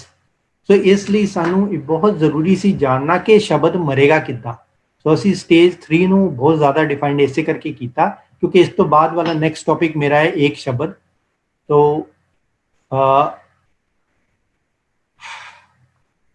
एका बाणी एक गुरु एको शब्द विचार, very clear. So we have talked about guru in detail. So एक गुर एको शब्द विचार, so जेड़ा शब्द विचार है वो केड़ा वाला है। So सब तो पहला ये जानना जरूरी साडे लिए इस करके सी, this is the biggest secret which we should know. लिखा है गुरबाणी दे अंदर सरब शब्दम ते एक शब्दम जे को जानस प्यो। सो एदा जे भेद पता लग जाए तो this is the biggest secret that we should know कि जेड़ा एक शब्द है वो कितना इंपॉर्टेंट है, क्योंकि यो ही साडी ओनली होप है। एको शब्द विचारिए अवर त्यागे आस। फिर एक लाइन आती है एक शब्द तू चीने। चीने वर्ड ਨੂੰ ਅਸੀਂ ਥੋੜਾ ਡਿਟੇਲ ਜਾਣਗੇ, ਚੀਨਣਾ ਕਿਹਨੂੰ ਕਹਿੰਦੇ ਨੇ। ਸੋ ਥੱਲੇ ਵੀ ਦੇਖੋ, ਚੀਨੇ ਗਿਆਨ ਧਿਆਨ ਧਨ ਸਾਚੂ। ਚੀਨੇ ਚੀਨਣ ਤੋਂ ਬਾਅਦ, ਸੋ ਚੀਨਣ ਤੋਂ ਬਾਅਦ ਉਸ ਤੋਂ ਬਾਅਦ ਕੀ ਹੋਏਗਾ ਕਿ ਸਾਚਾ ਧਨ ਜਿਹੜਾ ਹੈ ਉਹ ਤਾਂ ਹੀ ਮਿਲ ਪਾਏਗਾ। ਸੋ ਇਹ ਕੀ ਹੋਇਆ ਕਿ ਤੁਸੀਂ ਇਹ ਟ੍ਰੈਜਰ ਤੱਕ ਪਹੁੰਚਣਾ ਕਿਸ ਤਰ੍ਹਾਂ ਹੈਗਾ, ਉਹਦਾ ਰਸਤਾ ਵੀ ਦੱਸਿਆ ਕਿ ਇੱਕ ਸ਼ਬਦ ਲਿਵ ਲਾਏ। ਸੋ ਇੱਕ ਸ਼ਬਦ ਇਸ ਲਈ ਵੈਰੀ ਇੰਪੋਰਟੈਂਟ ਹੋ ਜਾਂਦਾ ਹੈ ਕਿ ਇੱਕ ਸ਼ਬਦ ਦੀ ਕਿੰਨੀ ਮਹਿਮਾ ਹੈ। This is the biggest secret ਕਿ ਇੱਕ ਸ਼ਬਦ ਜਾਣਨਾ। ਇਹੋ ਹੀ ਇੱਕ ਸ਼ਬਦ ਹੀ ਤੇ ਤਤ ਸ਼ਬਦ ਹੈ, ਇਹੋ ਹੀ ਇੱਕ ਸ਼ਬਦ ਤੇ ਇੱਕ ਦਾ ਸ਼ਬਦ ਹੈ। ਸੋ ਅਸੀਂ ਥੋੜਾ ਜਿਹਾ ਇਹਦੇ ਉੱਤੇ ਵਿਚਾਰ ਕਰਾਂਗੇ। ਜਿਸ ਤਰ੍ਹਾਂ ਅਸੀਂ ਦੇਖਿਆ ਸੀ ਕਿ ਜਿਹੜਾ ਅਸੀਂ ਗੱਲ ਕੀਤੀ ਸੀ ਕਿ ਬਾਣੀ ਦੇ ਜਾਂ ਸ਼ਬਦ ਦੇ ਦੋ ਰੂਪ ਦੇਖੇ ਸੀ, ਸੂਖਸ਼ਮ ਤੇ ਸਥੂਲ ਰੂਪ। ਸੋ ਇਹਦੇ ਅੰਦਰ ਅਸੀਂ ਇਹ ਕਿਹਾ ਸੀ ਜਿਹੜਾ ਸਥੂਲ ਰੂਪ ਹੈ ਉਹ ਬੁੱਧੀ ਦਾ ਵਿਸ਼ਾ ਹੈ, ਇੰਟੈਲੈਕਟ ਦਾ ਵਿਸ਼ਾ ਹੈਗਾ। ਅਸੀਂ ਆਪਣਾ ਮਾਨਸਿਕ ਐਬਿਲਿਟੀ ਚਾਹੀਦੀ ਹੈ ਫॉर ਸਥੂਲ ਸ਼ਬਦ। ਫॉर ਸੂਖਸ਼ਮ ਸ਼ਬਦ ਸਾਨੂੰ ਅਧਿਆਤਮਿਕ ਗਿਆਨ ਦੁਆਰਾ ਅਨੁਭਵੀ ਗਿਆਨ ਤੱਕ ਪਹੁੰਚਣਾ ਹੈ, ਤਾਂ ਹੀ ਸਾਨੂੰ ਸੂਖਸ਼ਮ ਸ਼ਬਦ ਸਮਝ ਆਏਗਾ। ਸੋ ਇਹ ਜਿਹੜਾ ਇੱਕੋ ਸ਼ਬਦ ਹੈ ਇਹ ਉਹੀ ਤਤ ਸ਼ਬਦ ਜਾਂ ਸੂਖਸ਼ਮ ਸ਼ਬਦ ਹੈ ਜਿਹਦੀ ਅਸੀਂ ਗੱਲ ਕਰ ਰਹੇ ਹਾਂ। ਹੁਣ ਇੱਥੇ ਇੱਕ ਸ਼ਬਦ ਨੂੰ ਅਸੀਂ ਨੂੰ ਜਿਸ ਤਰ੍ਹਾਂ ਮੈਂ ਗੱਲ ਕੀਤੀ ਸੀ ਕਿ ਚੀਨਣਾ ਸੀ, ਜਾਂ ਬੂਝਣਾ ਸੀ ਜਾਂ ਪਹਿਚਾਨਣਾ ਸੀ। ਫਰਕ ਕੀ ਹੈਗਾ ਹੈ? ਬੂਝਣਾ ਉਹਨੂੰ ਬੂਝਿਆ ਜਾਂਦਾ ਹੈ ਜਿਹਦੇ ਬਾਰੇ ਚ ਸਾਨੂੰ ਪਤਾ ਨਹੀਂ ਹੈ, ਸਾਨੂੰ ਉਹਦਾ ਭੇਦ ਪਤਾ ਕਰਨਾ, ਤਾਂ ਸਾਨੂੰ ਉਹ ਸ਼ਬਦ ਨੂੰ ਬੂਝਣਾ ਸੀ। ਪਰ ਉਸ ਤੋਂ ਬਾਅਦ ਉਹਨੂੰ ਚੀਨਣਾ ਸੀ। ਇਹ ਬਹੁਤ ਇੰਪੋਰਟੈਂਟ ਗੱਲ ਹੈ। ਚੀਨਣਾ ਕੀ ਹੁੰਦਾ? ਚੀਨਣਾ ਜਾਂ ਪਹਿਚਾਨਣਾ ਦਾ ਮਤਲਬ ਹੁੰਦਾ ਹੈ ਕੋਈ ਚੀਜ਼ ਅਸੀਂ ਪਹਿਲਾਂ ਤੋਂ ਜਾਣਦੇ ਸੀ ਪਰ ਭੁੱਲ ਗਏ, ਹੁਣ ਅਸੀਂ ਉਹਨੂੰ ਰੈਕਗਨਾਈਜ਼ ਜਾਂ ਪਛਾਣ ਰਹੇ ਹਾਂ। ਕਿਉਂ? ਅਰੇ ਇਹ ਜਿਸ ਤਰ੍ਹਾਂ ਕਿ ਕੋਈ ਬੰਦਾ ਹੈ ਜਿਹੜਾ ਸਾਨੂੰ ਕਈ ਸਾਲਾਂ ਬਾਅਦ ਮਿਲਦਾ ਹੈ, ਅਸੀਂ ਉਹਨੂੰ ਬੂਝਦੇ ਨਹੀਂ ਆ, ਅਸੀਂ ਉਹਨੂੰ ਪਹਿਚਾਣਨ ਦੀ ਕੋਸ਼ਿਸ਼ ਕਰਦੇ ਆ। ਅਗਲਾ ਕਹਿੰਦਾ ਪਛਾਣੋ ਮੈਂ ਕੌਣ ਆ ਤੁਹਾਨੂੰ 20 ਸਾਲ ਪਹਿਲਾਂ ਦੇਖਿਆ ਸੀ, ਤੁਸੀਂ ਤਾਂ ਬੜੇ ਚੇਂਜ ਹੋ ਗਏ। ਪਰ ਅਸੀਂ ਕੀ 20 ਸਾਲ ਪਹਿਲਾਂ ਦੇਖਿਆ ਸੀ? ਸੋ ਜਿਹੜਾ ਬੂਝਣਾ ਹੈਗਾ ਉਹ ਹੈਗਾ ਕੋਈ ਨਵੇਂ ਬੰਦੇ ਨਾਲ ਫਸਟ ਟਾਈਮ ਮਿਲੇ ਆ ਤਾਂ ਤੁਸੀਂ you always try to talk with him to know that person. So ਬੂਝਣਾ ਅਲੱਗ ਚੀਜ਼ ਹੋਈ ਤੇ ਚੀਨਣਾ ਜਾਂ ਪਛਾਣਨਾ ਅਲੱਗ ਚੀਜ਼ ਹੋਈ। ਸੋ ਇੱਥੇ ਕਿਉਂ ਲਿਖਿਆ ਇੱਕ ਸ਼ਬਦ ਤੂੰ ਚਿਨੇ? ਜਿਨੇ ਇਸ ਕਰਕੇ ਲਿਖਿਆ ਹੈ ਕਿਉਂਕਿ ਆਪਣਾ ਮੂਲ ਪਛਾਣ, ਕਿਉਂਕਿ ਅਸੀਂ ਉਸੇ ਹੀ ਸਤਿਗੁਰ ਦੇ ਪਾਠ ਹੈ। ਇਹਦਾ ਮਤਲਬ ਕਿਸੇ ਟਾਈਮ ਸਾਡੇ ਅੰਦਰ ਇਹ ਇੱਕ ਸ਼ਬਦ ਰਿਹਾ ਹੋਣਾ ਜਿਹਨੂੰ ਅਸੀਂ ਭੁੱਲ ਗਏ। ਸੋ ਜਦੋਂ ਅਸੀਂ ਕਹੀਏ ਕਿ ਅਸੀਂ ਪਰਮਾਤਮਾ ਦਾ ਅੰਸ਼ ਹੈਗੇ, ਜਦੋਂ ਅਸੀਂ ਪਰਮਾਤਮਾ ਦੇ ਅੰਸ਼ ਹੈਗੇ ਸੀ ਜਾਂ ਅਸੀਂ ਪਰਮਾਤਮਾ ਦੇ ਸਰੂਪ 'ਚ ਸਮਾਏ ਸੀ, ਸਾਡੇ ਕੋਲ ਇੱਕ ਸ਼ਬਦ ਹੈਗਾ ਸੀ। ਸੋ ਜਦੋਂ ਅਸੀਂ ਇੱਥੇ ਆਏ ਅੰਸ਼ ਰੂਪ 'ਚ ਉਦੋਂ ਵੀ ਸੀ। ਉਸ ਤੋਂ ਬਾਅਦ ਜਦੋਂ ਇੱਥੇ ਜਨਮ ਲਿਆ, ਫਿਰ ਹੌਲੀ ਹੌਲੀ ਮਾਇਆ ਨੇ ਜਦੋਂ ਅਸਰ ਸ਼ੁਰੂ ਕੀਤਾ, ਉਸ ਤੋਂ ਬਾਅਦ ਸਾਡਾ ਸਾਰਾ ਇੱਕ ਸ਼ਬਦ ਭੁੱਲ ਗਿਆ ਸਾਨੂੰ। ਤੇ ਸਾਨੂੰ ਹਿਦਾਇਤ ਹੈ ਕਿ ਉਹ ਆਪਣਾ ਮੂਲ ਪਛਾਣ ਤੇ ਉਸ ਤੋਂ ਬਾਅਦ ਉਸ ਸ਼ਬਦ ਨੂੰ ਚਿਣੇ। ਸੋ ਪਛਾਣ ਉਹਨੂੰ ਸ਼ਬਦ ਨੂੰ। ਇਟ ਇਜ਼ ਨਾਟ ਕਿ ਦੇ ਯੂ ਕੈਨੋਟ ਡੂ ਇਟ, ਕਿਉਂਕਿ ਤੂੰ ਪਹਿਲਾਂ ਇਹਦੇ ਨਾਲ ਰਹਿ ਚੁੱਕਾ। ਸੋ ਇਸ ਕਰਕੇ ਸਾਨੂੰ ਬਹੁਤ ਜ਼ਰੂਰੀ ਹੈ ਜਾਣਨਾ ਕਿ ਇੱਕ ਸ਼ਬਦ ਨੂੰ ਅਸੀਂ ਇਹ ਨਾ ਲਈਏ ਕਿ ਮੇਰੀ ਪਹੁੰਚ ਤੋਂ ਬਾਹਰ ਹੈ। ਉਹ ਕੋਈ ਨਵਾਂ ਕਨਸੈਪਟ ਨਹੀਂ ਹੈ, ਤੂੰ ਜਾਣਦਾ ਸੀ ਇਹਨੂੰ ਅੱਛੀ ਤਰ੍ਹਾਂ, you were part of it but you forgot. So ਇੱਥੇ ਕਹਿ ਸਕਦੇ ਆ ਕਿ ਇੱਕ ਇਹਨੂੰ ਰੈਕਗਨਾਈਜ਼ ਕਿਸ ਤਰ੍ਹਾਂ ਕਰਨਾ ਹੈ। ਤਾਂ ਉਹਦੇ ਅੰਦਰ ਕੀ ਹੈਗਾ ਕਿ ਜਦੋਂ ਹੁਣ ਕੋਈ ਕਵੇ ਕਿ ਤੁਸੀਂ ਮੈਨੂੰ ਇਹ ਸਮਝਾ ਦਿਓ, ਮੈਂ ਤੁਹਾਨੂੰ ਇਹ ਸਮਝਾ ਸਕਣਾ ਹੈ ਕਿ ਜੀ ਇਹ ਜਿਹੜੀ ਅਨੁਭਵੀ ਗਿਆਨ ਹੈਗਾ ਇਹਦਾ ਰੂਟ ਬਹੁਤ ਸਿੰਪਲ ਹੈਗਾ ਹੈ ਕਿ ਤੁਹਾਨੂੰ ਸਾਧ ਸੰਗਤ ਕਰਨੀ ਚਾਹੀਦੀ ਹੈ, ਇਹੋ ਜਿਹੇ ਗੁਰਮੁਖਾਂ ਨਾਲ ਮੇਲ ਰੱਖਣਾ ਚਾਹੀਦਾ ਜਿਹੜੇ ਚੌਥੇ ਪਦ ਤੇ ਪਹੁੰਚ ਰਹੇ ਜਾਂ ਪਹੁੰਚੇ ਹੋਏ ਨੇ। ਨਾਮ ਅਭਿਆਸ ਕਰਨਾ ਚਾਹੀਦਾ ਜਿਸ ਨਾਲ ਮੈਲ ਧੀਰੇ ਧੀਰੇ ਘਟੇਗੀ। ਤੇ ਕਹਿੰਦੇ ਕਿ ਮੈਲ ਜਿਸ ਤਰ੍ਹਾਂ ਘਟੇਗੀ ਉਸ ਤਰ੍ਹਾਂ ਹੀ ਸਾਡਾ ਮਨ ਕਾਫੀ ਹਲਕਾ ਹੋ ਜਾਂਦਾ ਹੈ। ਇੰਨਾ ਹਲਕਾ ਹੋ ਜਾਂਦਾ ਹੈ ਕਿ ਉਹ ਮਾਇਆ ਦੇ ਰਿਲਮ ਚੋਂ ਉੱਠਣਾ ਸ਼ੁਰੂ ਹੋ ਜਾਂਦਾ ਹੈ, ਹਲਕਾ ਹੋ ਜਾਂਦਾ ਨਾ। So it start rising from the world of ਮਾਇਆ ਜਾਂ ਮਾਈਕੀ ਮੰਡਲ ਜਿਹਨੂੰ ਕਹਿ ਦਈਏ। ਤਾਂ ਫਿਰ ਇੱਕ ਦਿਨ ਇਹੋ ਜਿਹਾ ਆ ਜਾਂਦਾ ਹੈ ਕਿ ਇੱਕ ਝਲਕਾਰਾ ਪੈਂਦਾ ਹੈ। ਜੇ ਗੁਰਪ੍ਰਸਾਦ ਹੋਵੇ ਤਾਂ ਇੱਕ ਝਲਕਾਰਾ ਪੈਂਦਾ ਹੈ ਉਸ ਅਨੁਭਵੀ ਗਿਆਨ ਦਾ, ਉਹ ਰੇਸ਼ਮੀ ਪ੍ਰਕਾਸ਼ ਦਾ ਕਹਿ ਸਕਦੇ ਹੋ ਕਿ ਇੱਕ ਝਲਕਾਰਾ ਪੈਂਦਾ ਹੈ। ਉਹ ਜਦੋਂ ਇਸ ਝਲਕਾਰੇ ਦੇ ਨਾਲ ਇੱਕ ਅਟਰੈਕਸ਼ਨ ਬਣਦੀ ਹੈ ਕਿ ਹੁਣ ਮੈਂ ਅਨੁਭਵੀ ਗਿਆਨ ਵੱਲ ਜਾਣਾ ਹੈ, ਕਿਉਂਕਿ ਉਹ ਝਲਕਾਰਾ ਅਨੁਭਵੀ ਗਿਆਨ ਦਾ ਸੀ। ਤੇ ਇਸ ਅਨੁਭਵੀ ਗਿਆਨ ਨੂੰ ਜਿਹੜੇ ਕਾਰ ਕਰੇ ਉਸ ਸ਼ਬਦ ਨੂੰ ਅਸੀਂ ਬੂਝਣਾ ਸੀ ਜਾਂ ਚੀਨਣਾ ਸੀ ਜਾਂ ਪਹਿਚਾਨਣਾ ਸੀ। ਤੇ ਉਹ ਪਹਿਚਾਨ ਕੇ ਉਹਨੂੰ ਜਦੋਂ ਅਸੀਂ ਜੇ ਪਹਿਚਾਨ ਜਾਂਦੇ ਤਾਂ ਹੀ ਸਾਨੂੰ ਗੁਰਬਾਣੀ ਦੇ ਤੱਤ ਗਿਆਨ ਪ੍ਰਾਪਤ ਹੋਣਾ ਸੀ, ਜਿਹਨੂੰ ਅਸੀਂ ਜਿਸ ਤਰ੍ਹਾਂ ਕਿਹਾ ਗਿਆ ਹੈ ਕਿ ਗੁਰਮੁਖ ਬਾਣੀ ਬ੍ਰਹਮ ਹੈ, ਸ਼ਬਦ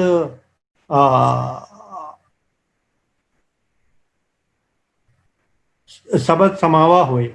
ਸੋ ਇਹ ਜਿਹੜੀ ਕਿਸ ਤਰ੍ਹਾਂ ਇਹ ਸ਼ਬਦ ਆਣਾ ਸੀ ਸਾਡੇ ਕੋਲ ਕਿ ਇਹ ਸਾਰੀ ਦੀ ਸਾਰੀ ਜਿਹੜੀ ਮੈਂ ਸੀਕੁਐਂਸ ਦੱਸੀ, ਇਹ ਸੀਕੁਐਂਸ ਮੈਂ ਦੱਸ ਸਕਣਾ, ਬਟ ਮੈਂ ਹਾਲੇ ਅਨੁਭਵੀ ਗਿਆਨ ਖੁਦ ਨਹੀਂ ਪ੍ਰਾਪਤ ਕੀਤਾ। ਤੇ how can I say how it looks? ਤੋ it one example I will give ਕਿ ਜਦੋਂ ਇਲੈਕਟ੍ਰਿਸਿਟੀ ਅਸੀਂ ਪਹਿਲਾਂ ਜਦੋਂ ਅਸੀਂ ਛੋਟੇ ਹੁੰਦੇ ਸੀ ਤੇ ਕਈ ਵਾਰੀ ਨਾ ਡੀਸੀ ਕਰੰਟ ਹੁੰਦਾ ਸੀ ਘਰ ਦੇ ਅੰਦਰ, ਏਸੀ ਕਰੰਟ ਦੀ ਜਗ੍ਹਾ। ਤੋ ਡੀਸੀ ਕਰੰਟ ਦੇ ਅੰਦਰ ਨਾ ਝਟਕਾ ਬੜਾ ਜ਼ਬਰਦਸਤ ਲੱਗਦਾ ਜੇ ਇਲੈਕਟ੍ਰਿਕ ਕਰੰਟ ਲਗਾ ਲਓ ਤੇ ਉਹਦੇ ਅੰਦਰ ਕੀ ਹੋ ਜਾਂਦਾ ਹੈ ਕਿ ਜਦੋਂ ਝਟਕਾ ਲੱਗਦਾ ਹੈ, ਹੁਣ ਜੇ ਮੈਂ ਕਿਸੇ ਨੂੰ ਕਹਾਂ ਕਿ ਤੈਨੂੰ ਇਲੈਕਟ੍ਰਿਕ ਕਰੰਟ ਦਾ ਝਟਕਾ ਲੱਗੇਗਾ, ਕਰੰਟ ਨੂੰ हथ ना लाई, लाइव वायर ਨੂੰ हथ ना लाई, गलती नाल ਉਹਦਾ हथ लग जाए लाइव वायर ते झटका लगता है। मैं झटका खादा नहीं है, मैं दस रहा कि इलैक्ट्रिक करंट ਨਾਲ झटका लगेगा जे तू इलैक्ट्रिक करंट ਨੂੰ हथ लाए। ਜਿਹਨੂੰ ਲੱਗਦਾ ਹੈ ਨਾ ਉਹ ਹੀ ਦੱਸ ਸਕਦਾ ਕਿ ਉਹਦੇ ਅੰਦਰ ਉਹਨੂੰ ਕੀ ਫੀਲ ਹੋਇਆ। ਉਹ ਕਿਸੇ ਤਰੀਕੇ ਨਾਲ ਉਹਦੀ ਡਿਸਕ੍ਰਿਪਸ਼ਨ ਦੇਣ ਦੀ ਕੋਸ਼ਿਸ਼ ਕਰਦਾ ਕਿ ਮੈਨੂੰ ਝਟਕੇ 'ਚ ਇਹ ਫੀਲ ਹੋਇਆ, ਬਟ ਉਹ ਕੰਪਲੀਟ ਡਿਸਕ੍ਰਿਪਸ਼ਨ ਦੇਣ ਤੋਂ ਰਹਿ ਜਾਂਦਾ ਹੈ ਕਿਉਂਕਿ ਉਹ ਸਮਝਾ ਹੀ ਨਹੀਂ ਸਕਦਾ। ਉਹ ਤਾਂ ਜਿੰਨੇ ਐਕਸਪੀਰੀਅੰਸ ਕੀਤਾ ਉਹ ਝਟਕਾ ਉਹਨੂੰ ਹੀ ਪਤਾ ਹੈ, ਹਾਊ ਕੈਨ ਹੀ ਟੈਲ। ਇਸ ਕਰਕੇ ਜਿਹੜਾ ਇਹਨੂੰ ਅਨੁਭਵ ਕਰਦਾ ਹੈ ਉਹ ਹੀ ਦੱਸ ਸਕਦਾ ਹੈ। ਇਸ ਨੂੰ ਲੈ ਕੇ ਅਸੀਂ ਚੱਲੀਏ ਕਿ ਜਿਹੜਾ ਇਸ ਕਰੰਟ ਦੀ ਇੱਕ ਹੋਰ ਖਾਸੀਅਤ ਹੈ ਕਿ ਇਹ ਤੇ ਬੜਾ ਹਾਨੀਕਾਰਕ ਹੈ। ਦਿਸ ਇਜ਼ ਅ ਡਿਸਟਰਕਟਿਵ, ਵੀ ਤੁਹਾਡਾ ਨੁਕਸਾਨ ਪਹੁੰਚਾਉਂਦਾ। ਇੱਕ ਹੋਰ ਕਿਸਮ ਦਾ ਝਟਕਾ ਲੱਗਦਾ ਹੈ, ਇੱਕ ਹੋਰ ਕਿਸਮ ਦਾ ਕਰੰਟ ਆਉਂਦਾ ਹੈ ਜਿਹੜਾ ਅਨੁਭਵੀ ਗਿਆਨ ਦੁਆਰਾ ਸ਼ਬਦ ਜਾਂ ਨਾਮ ਦਾ ਅਸਰ ਜਦੋਂ ਜੇ ਮਨ ਤੇ ਪੈ ਜਾਵੇ ਔਰ ਅੰਤਿਸ਼ਕਰਣ ਦੇ ਅੰਦਰ ਪਹੁੰਚ ਜਾਵੇ ਤਾਂ ਉੱਥੇ ਇੱਕ ਵਾਈਬ੍ਰੇਸ਼ਨ ਇੱਕ ਫੀਲ ਹੁੰਦੀ ਹੈ। ਜਿਹੜੀ ਉਹ ਵਾਈਬ੍ਰੇਸ਼ਨ ਫੀਲ ਹੋਏਗੀ ਉਹ ਇੰਨੀ ਸੁੱਖ ਸ਼ਾਂਤੀ ਠੰਡ ਜਾਂ ਆਨੰਦ ਦੀ ਪ੍ਰੀਤ ਦੇਗਾ ਕਿ ਜਿਹਨੂੰ ਅਕਸ਼ਰਾਂ ਦੇ ਥਰੂ ਬੋਲਿਆ ਨਹੀਂ ਜਾ ਸਕਦਾ। ਜਿਨ੍ਹਾਂ ਨੇ ਐਕਸਪੀਰੀਅੰਸ ਕੀਤਾ ਉਹਨਾਂ ਨੇ ਲਿਖਿਆ ਕਿ ਉਹਨਾਂ ਨੇ ਜਿਹੜੀ ਚੀਜ਼ ਉਦੋਂ ਸ਼ਾਂਤੀ ਸੁੱਖ ਜਾਂ ਠੰਡ ਜਾਂ ਆਨੰਦ ਦੀ ਮਹਿਸੂਸ ਕੀਤਾ ਉਹ ਸ਼ਬਦਾਂ ਦੁਆਰਾ ਜਾਂ ਬੋਲੀ ਦੁਆਰਾ ਸਮਝਾਇਆ ਨਹੀਂ ਜਾ ਸਕਦਾ। ਸੇ ਇਸ ਕਰਕੇ ਇਸੇ ਫੀਲਿੰਗ ਨੂੰ ਅਨੁਭਵੀ ਗਿਆਨ ਕਹਿੰਦੇ। ਤੇ ਅਨੁਭਵੀ ਗਿਆਨ ਹੀ ਇੱਕ ਬਾਣੀ, ਇੱਕ ਸ਼ਬਦ, ਇੱਕ ਵਿਚਾਰ ਸਮਝ ਲਓ ਹੈਗਾ। ਹੁਣ ਪ੍ਰੋਬਲਮ ਕੀ ਹੈਗੀ ਕਿ ਫਿਰ ਅਸੀਂ ਐਕਸਪੀਰੀਅੰਸ ਕਿਉਂ ਨਹੀਂ ਕੀਤਾ? ਜੇ ਹੁਣ ਤੱਕ ਅਸੀਂ ਇੰਨਾ ਕੁਝ ਕਰ ਚੁੱਕੇ ਹਾਂ ਤੇ ਇਹਨੂੰ ਅਸੀਂ ਐਕਸਪੀਰੀਅੰਸ ਕਿਉਂ ਨਹੀਂ ਕਰਦੇ? ਉਸ ਤੋਂ ਪਹਿਲਾਂ ਮੈਂ ਇਹ ਗੱਲ ਕਰਾਂ, ਉਸ ਤੋਂ ਪਹਿਲਾਂ ਇੱਕ ਬੜੀ ਚਲੋ ਇਹ ਗੱਲ ਪੂਰੀ ਕਰ ਲੈਣਾ ਮੈਂ। ਤੇ ਅਸੀਂ ਐਕਸਪੀਰੀਅੰਸ ਕਿਉਂ ਨਹੀਂ ਕਰਦੇ? ਕਿਉਂਕਿ ਇੱਕ ਪ੍ਰੋਬਲਮ ਹੈ। ਕੀ ਪ੍ਰੋਬਲਮ ਹੈ? ਉਹ ਇਸ ਜਿਹੜਾ ਤਤ ਰੂਪੀ ਗਿਆਨ ਜਾਂ ਇਹ ਜਿਹੜਾ ਹੈਗਾ ਅਨੁਭਵੀ ਗਿਆਨ ਜਾਂ ਇਹ ਜਿਹੜਾ ਤਤ ਸ਼ਬਦ ਇਹਨੂੰ ਐਕਸਪੀਰੀਅੰਸ ਕਿਉਂ ਨਹੀਂ ਕੀਤਾ? ਕਿਉਂਕਿ ਸਾਡੇ ਕੋਲ ਉਹ ਵੇਖਣ ਵਾਲੀ ਅੱਖ ਨਹੀਂ ਸੀ। ਜਿਸ ਤਰ੍ਹਾਂ ਕਿ ਮੈਂ ਕਹਿ ਰਿਹਾ ਸੀ ਕਿ ਪਹਿਲਾਂ ਵੀ ਸਾਨੂੰ ਇੱਕ ਹੋਰ ਅੱਖ ਡਿਵੈਲਪ ਕਰਨੀ। ਸਾਡੇ ਕੋਲ ਉਹ ਵਾਲੀ ਅੱਖ ਨਹੀਂ ਹੈ, ਪਹਿਚਾਣਨ ਵਾਲੀ ਵਿਵੇਕ ਬੁੱਧੀ ਨਹੀਂ ਹੈ, ਬੂਝਣ ਵਾਲਾ ਤਤ ਗਿਆਨ ਨਹੀਂ ਹੈ, ਮਾਨਣ ਵਾਲਾ ਹਿਰਦੇ ਨਹੀਂ ਹੈ, ਆਪਾ ਵਾਰਨ ਵਾਲੀ ਸਰਦਾ ਹੀ ਨਹੀਂ ਹੈ, ਅਨਹਦ ਧੁਨੀ ਸੁਣਨ ਵਾਲੇ ਕੰਨ ਨਹੀਂ ਨੇ ਤੇ ਬਿਸਮਾਦ ਹੋਣ ਵਾਲੀ ਭਾਵਨਾ ਹੀ ਨਹੀਂ ਹੈ। ਇੰਨੀ ਚੀਜ਼ਾਂ ਅਸੀਂ ਜੇ ਲੈਕ ਕਰਦੇ ਹਾਂ ਤਾਂ we have to develop all of these to reach the ਤਤ ਗਿਆਨ। ਸੋ ਬਿਫੋਰ ਆਈ ਕੰਕਲੂਡ, ਇੱਕ ਬਹੁਤ ਵੱਡਾ ਕੁਐਸਚਨ ਉੱਠਦਾ ਕਿ ਸ਼ਬਦ ਸ਼ੁਰੂ ਤੋਂ ਹੈਗੇ ਸੀ ਤੇ ਸ਼ਬਦ ਦਾ ਕੀ? ਇਹ ਕੁਐਸਚਨ ਸਿੱਧ ਗੋਸ਼ਟੀ 'ਚ ਕਿਸੇ ਨੇ ਪੁੱਛਿਆ। So I thought I will refer it. So ਅਸੀਂ ਉੱਥੇ ਚੱਲਣ ਤੋਂ ਪਹਿਲਾਂ ਇੱਕ ਹੋਰ ਚੀਜ਼ ਵੀ ਅਸੀਂ ਦੇਖ ਲਈਏ ਕਿ ਇਹ ਜਿਹੜੇ ਤਤ ਸ਼ਬਦ ਹੈ ਸਾਨੂੰ ਕਿੱਥੇ ਤੱਕ ਲੈ ਜਾ ਸਕਦੇ ਆ। ਸੋ ਅਸੀਂ ਇਹ ਦੇਖ ਰਹੇ ਹਾਂ ਕਿ ਜਿਹੜਾ ਟਰੂਥ ਪਰਮੀਏਟ ਸਾਡੇ ਅੰਦਰ ਕਰੇਗਾ ਉਹ ਵੀ ਇੱਕ ਸ਼ਬਦ ਦੇ ਨਾਲ ਹੀ ਹੋਏਗਾ। ਸੋ ਅਸੀਂ ਦੇਖੀਏ ਕਿ ਜੇ ਅਸੀਂ ਜਿਹੜਾ ਵੀ ਕੰਮ ਕਰ ਰਹੇ ਹਾਂ ਹੁਕਮ ਦੇ ਅੰਦਰ ਕਰ ਰਹੇ ਹਾਂ, ਪਰ ਇੱਕ ਸ਼ਬਦ ਰਾਚੇ ਸਤ ਸਮਾਏ, ਤਾਂ ਸਤ ਤੇ ਉਦੋਂ ਹੀ ਸਮਾਏਗਾ ਜਦੋਂ ਤੱਕ ਇੱਕ ਸ਼ਬਦ ਸਾਡੇ ਕੋਲ ਆਏਗਾ। ਜਾਂ ਸਾਖਾ ਤੀਨ ਨਿਵਾਰਿਆ, ਕਿਹੜੀ ਤੀਨ ਹੈਗੀਆਂ? ਜਿਹੜੀ 3 ਬ੍ਰਾਂਚਿਸ ਕਿਹੜੀ ਨੇ? 3 ਕੁਆਲਿਟੀਜ਼ ਕਿਹੜੀ ਨੇ? ਸੋ ਉਹ ਜਿਹੜੀ 3 ਕੁਆਲਿਟੀ ਹੈ ਉਹ 3 ਕੁਆਲਿਟੀ ਹੈ ਜਿਹੜੀ ਹੈ ਰਜੋ ਤਮੋ ਸਤੋ ਗੁਣ। ਇਹ ਤੋਂ ਸਭ ਤੋਂ ਪਰੇ ਨਿਕਾਲ ਦੇਗਾ ਤੁਹਾਨੂੰ ਇੱਕ ਸ਼ਬਦ। ਇੱਕ ਸ਼ਬਦ ਤੁਹਾਨੂੰ ਉਹ ਸਾਰੀ ਚੀਜ਼ਾਂ ਤੋਂ ਅੱਗੇ ਕਰ, ਯਾਨੀ ਕਿ ਪੂਰੀ ਮਾਇਆ ਰੂਪ ਚੋਂ ਹੀ ਬਾਹਰ ਨਿਕਾਲ ਦੇਗਾ। ਸੋ ਇਹ ਜਿਹੜਾ ਹੈਗਾ ਕਿੰਨੀ ਮਹਿਮਾ ਹੈਗੀ ਇੱਕ ਸ਼ਬਦ ਦੀ, ਇਸ ਕਰਕੇ ਜਾਣਨਾ ਜ਼ਰੂਰੀ ਹੈ। ਇੱਕ ਸ਼ਬਦ ਵਿਚਾਰੀਏ ਤਾਂ ਤੂੰ ਤਾਂ ਕਿਆ ਹੋਏ, ਜਾਂ ਤੂੰ ਤਾਂ ਕਿਆ ਹੋਏ, ਯਾਨੀ ਕਿ ਜੇ ਤੂੰ ਹੈ ਮੇਰੇ ਨਾਲ, ਹੈ ਨਾ, ਤੇ ਮੈਨੂੰ ਹੋਰ ਕਿਸੇ ਚੀਜ਼ ਦੀ ਲੋੜ ਨਹੀਂ ਹੈ, ਪਰ ਇਹ ਤੂੰ ਮੇਰੇ ਨਾਲ ਹੋਏਗਾ ਕਿੱਦਾਂ? ਉਹ ਵੀ ਇੱਕ ਸ਼ਬਦ ਦੇ ਥਰੂ। ਸੋ ਜਦੋਂ ਅਸੀਂ ਸ਼ਬਦ ਸੂਰਤ ਦੀ ਗੱਲ ਕਰੀਏ ਤਾਂ ਇਹ ਯਾਦ ਰਹੇ ਕਿ ਅਸੀਂ ਉਹ ਇੱਕ ਸ਼ਬਦ ਦੀ ਗੱਲ ਕਰ ਰਹੇ ਹਾਂ। ਜਦੋਂ ਸ਼ਬਦ ਸੂਰਤ ਉਹਦਾ ਜਿਹੜਾ ਸ਼ਬਦ ਉਹ ਇੱਕ ਸ਼ਬਦ ਹੈ, ਯਾਨੀ ਤਤ ਸ਼ਬਦ ਹੈ। ਸੋ ਇਹ ਇਸ ਮੈਂ ਸਿੱਧ ਗੋਸ਼ਟੀ ਦੀ ਇਸ ਲਾਈਨ ਦੀ ਗੱਲ ਕਰ ਰਿਹਾ ਸੀ, ਮੈਨੂੰ ਬਹੁਤ ਹੀ ਜ਼ਿਆਦਾ ਪ੍ਰਭਾਵਿਤ ਕਰਦੀ ਹੈ ਕਿ ਉੱਥੇ ਗੁਰੂ ਨਾਨਕ ਦੇਵ ਜੀ ਕੋਲ ਪੁੱਛਿਆ ਗਿਆ ਕਿ ਜਦੋਂ ਕਿਸੇ ਕਿਸਮ ਦਾ ਕੋਈ ਰੂਪ ਜਾਂ ਰੂਪਾਂ ਉੱਤੇ ਰੇਖਣਾ ਕੋਈ ਵੀ ਸ਼ੇਪ ਨਹੀਂ ਸੀ ਜਾਂ ਕੁਝ ਨਹੀਂ ਸੀ, ਤੇ ਅਸੀਂ ਤਾਂ ਸ਼ਬਦ ਕਹਾਂ ਲਿਵ ਲਾਈ, ਤੇ ਉਦੋਂ ਕਿੱਥੇ ਕਿੱਥੇ ਸ਼ਬਦ ਕਿੱਥੇ ਸੀ, ਕਿੱਥੇ ਲਿਵ ਲਾਉਂਦੇ ਸੀ ਲੋਕੀ, ਕਿੱਥੇ ਹੁੰਦਾ ਸੀ ਇਹ ਸ਼ਬਦ। ਉਹਦਾ ਆਨਸਰ ਬਹੁਤ ਅੱਛਾ ਉਹਨਾਂ ਨੇ ਦਿੱਤਾ, which is really very very impressive, ਕਿ रूप न रेख्या जात न होती तो अकूलन, अकूलन का मतलब है इन एसेंस, है ना। तो ਉਹਦੇ ਅੰਦਰ ਕੀ ਹੈਗਾ ਸੀ ਕਿ ਰਹਿਤੋ ਸ਼ਬਦ ਸੁਸਾਰ, ਯਾਨੀ ਕਿ ਉਹ ਉਸ ਟਾਈਮ ਸ਼ਬਦ ਕਿੱਥੇ ਰਿਸਾਈਡ ਕਰ ਰਿਹਾ ਹੈ, ਲਾਰਡ ਦੇ ਅੰਦਰ, ਯਾਨੀ ਕਿ ਰੱਬ ਦੇ ਅੰਦਰ, ਯਾਨੀ ਕਿ ਇਹ ਜਿਹੜਾ ਇੱਕ ਸ਼ਬਦ ਹੈ ਡਾਇਰੈਕਟਲੀ ਉਧਰੋਂ ਆ ਰਿਹਾ, ਇਸ ਲਈ ਇਹਨੂੰ ਤਤ ਗਿਆਨ ਕਹਿ ਰਹੇ। ਸੋ ਇਹ ਚੀਜ਼ ਗੁਰੂ ਨਾਨਕ ਦੇਵ ਜੀ ਨੇ ਬੜੀ ਅੱਛੀ ਤਰ੍ਹਾਂ ਸਿੱਧ ਗੋਸ਼ਟੀ ਦੇ ਅੰਦਰ ਸਮਝਾਈ ਗਈ ਸੀ। ਇਹ ਸਮਝਾਈ ਉਸ ਸਿੱਧਾਂ ਨੂੰ ਨਹੀਂ ਸੀ, ਜਿਸ ਤਰ੍ਹਾਂ ਕਿ ਮੈਂ ਪਹਿਲਾਂ ਕਿਹਾ ਕਿ ਅਸੀਂ ਮੰਨ ਕੇ ਚੱਲਣਾ ਕਿ ਪੂਰੀ ਗੁਰਬਾਣੀ ਮੇਰੇ ਇਕੱਲੇ ਲਈ ਲਿਖੀ ਗਈ ਹੈ। ਇਹ ਸਿੱਧ ਨੂੰ ਨਹੀਂ ਸਮਝਾ ਰਿਹਾ, ਇਹ ਮੈਨੂੰ ਸਮਝਾ ਰਹੇ ਨੇ ਕਿ ਸ਼ਬਦ ਕਿੱਥੇ ਸੀ। ਸੋ ਅਸੀਂ ਜਦੋਂ ਸ਼ਬਦ ਸੂਰਤ ਦੀ ਗੱਲ ਕੀਤੀ ਤਾਂ ਸਾਨੂੰ ਇਹ ਪਤਾ ਰਹੇ ਕਿ ਸ਼ਬਦ ਸੀ ਕਿੱਥੇ। It is the reinforcement that this is the real one, the real zest of entire Sabsurat da Mel, कि where was शब्द। सो ये हाले कि शब्द दे उत्ते बहुत होर चीज़ां छुट गईयां ने, बहुत सारे होर आस्पेक्ट ने जेड़े छुट गए ने, पर just for the sake of completing everything, अगली वारी क्योंकि अगे भी 4-5 क्लासां चाहिए होंगी, क्योंकि अगली वारी असी सबसुरत दा मेल करना सी, शब्द ਦੇ ਬਾਰੇ ਅਸੀਂ ਗੱਲ ਕੀਤੀ। ਹੁਣ ਅਗਲੀ ਵਾਰੀ ਅਸੀਂ ਸੁਰਤ ਦੇ ਬਾਰੇ ਗੱਲ ਕਰਾਂਗੇ। ਸੁਰਤ ਦਾ ਚੈਪਟਰ ਵੀ ਸ਼ਾਇਦ 2 ਕਲਾਸਾਂ 'ਚ ਨਿਕਾਲਣਾ ਪਏਗਾ, ਕਿਉਂਕਿ ਦੈਟ ਇਜ਼ ਵੈਰੀ ਡੀਪ। ਜੇ ਅਸੀਂ ਗੱਲ ਕੀਤੀ ਹੈ ਕਿ ਇਹ ਕਿਹੜੇ ਸ਼ਬਦ ਦੀ ਗੱਲ ਕਰ ਰਹੇ ਹਾਂ, ਤੇ ਇਹ ਸ਼ਬਦ ਦੀ ਗੱਲ ਕਰ ਰਹੇ ਇੱਕ ਸ਼ਬਦ ਦੀ, ਯਾਨੀ ਕਿ ਤਤ ਸ਼ਬਦ ਦੀ, ਤੇ ਉਧਰ ਲੋਕ ਦੀ ਸੁਰਤ ਵੀ ਤੇ ਤਤ ਵਾਲੀ ਸੁਰਤ ਚਾਹੀਦੀ ਹੈ ਨਾ।